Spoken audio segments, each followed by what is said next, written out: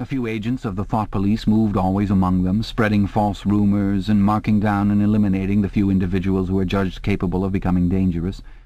But no attempt was made to indoctrinate them with the ideology of the party. It was not desirable that the proles should have strong political feelings. All that was required of them was a primitive patriotism, which could be appealed to whenever it was necessary to make them accept longer working hours or shorter rations. And even when they became discontented, as they sometimes did, their discontent led nowhere, because, being without general ideas, they could only focus it on petty, specific grievances. The larger evils invariably escaped their notice. The great majority of proles did not even have telescreens in their homes. Even the civil police interfered with them very little. There was a vast amount of criminality in London, a whole world within a world of thieves, bandits, prostitutes, drug peddlers, and racketeers of every description, but since it all happened among the proles themselves, it was of no importance. In all questions of morals they were allowed to follow their ancestral code. The sexual puritanism of the party was not imposed upon them. Promiscuity went unpunished. Divorce was permitted. For that matter, even religious worship would have been permitted if the proles had shown any sign of needing or wanting it. They were beneath suspicion. As the party slogan put it, proles and animals are free. Winston reached down and cautiously scratched his varicose ulcer. It had begun itching again.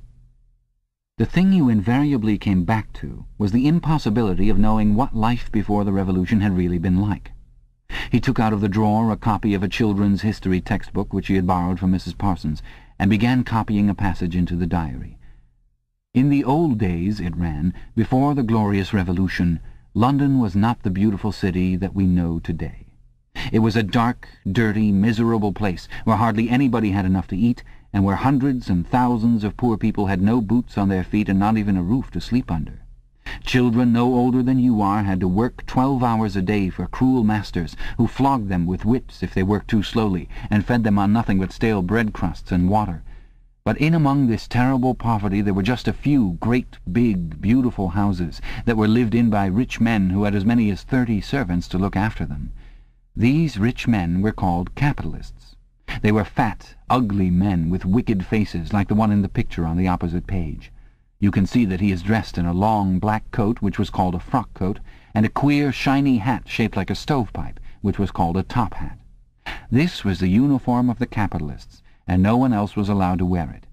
The capitalists owned everything in the world, and everyone else was their slave.